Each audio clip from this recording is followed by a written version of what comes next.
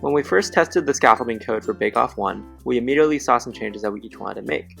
So for our first group meeting, we decided to each brainstorm 5 separate ideas to present to the rest of the group in order to figure out which directions we could approach next.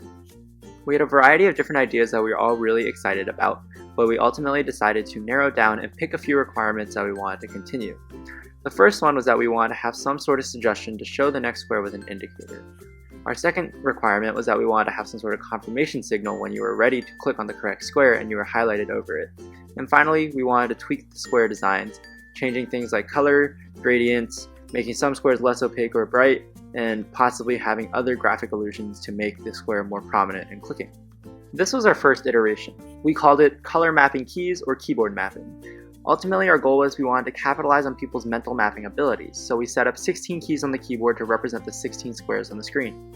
When one square lights up, the user would hold the corresponding key and then click the trackpad to confirm. Our hypothesis was that eliminating the need to move the trackpad will make the process of selecting faster. Pre-testing on our own proved somewhat disastrous, as our average time was actually 1.9 seconds with an average of 1.3 errors per person. It was a good thing we user test ourselves before we user test on other people, because we were actually able to make a few changes from pre-testing to our first round of testing.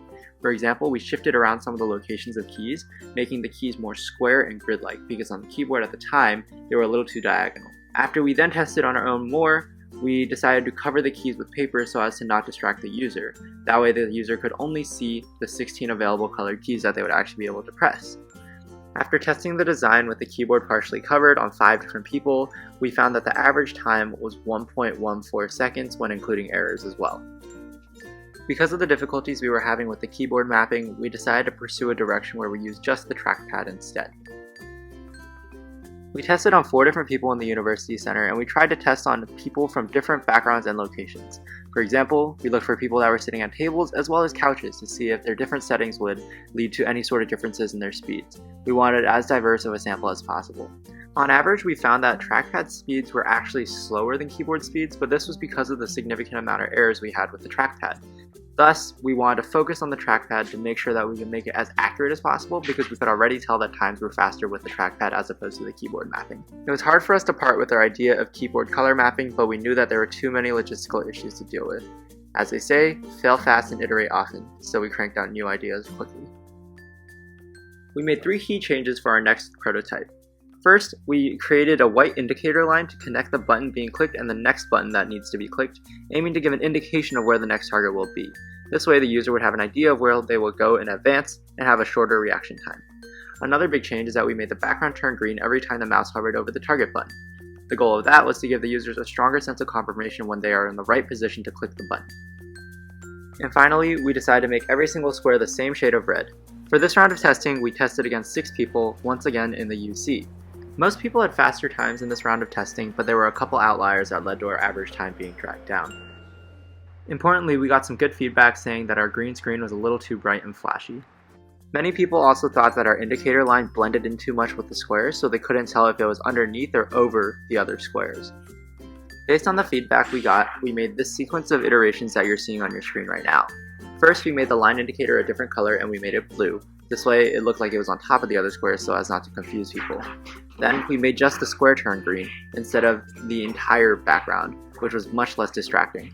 In addition, we decided to have the mouse as a circle target, and we had to expand whenever you hovered over the correct square as another indicator. Our design was almost ready, but we had a few more changes we wanted to make. We decided to get rid of the target and replace it with a crosshair, and we also eliminated the mouse cursor with the intention of having no disconnect or lag between the crosshair and the cursor.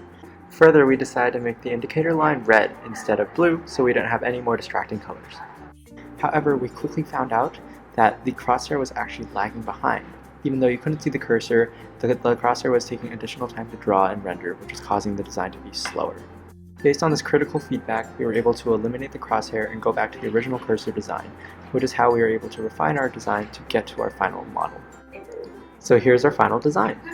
As you can see, the 3 original things that we wanted in our design, which were 1, the indicator, 2, the confirmation, and 3, the changes in square color, were all captured by our final design.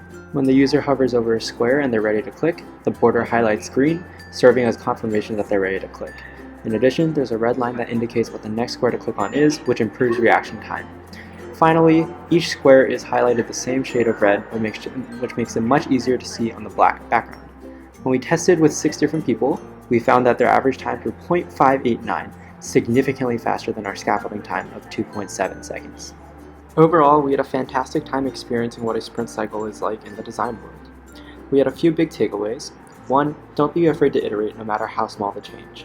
2. Test on as many people as possible. For our final test, we made sure to, once again, utilize people of all sorts of settings and backgrounds to make sure that we had as wide of a demographic as possible. And finally, 3. Don't get stuck on a design idea, be willing to move on. As for next steps, something we want to explore further is the concept of highlighting what quadrant is next so people are naturally gravitating towards the right areas. And secondly, find a way to help people stop on a dime when they're zooming by squares. All in all, we're so proud of the work we put in on this project, and we can't wait for people to try our design tomorrow.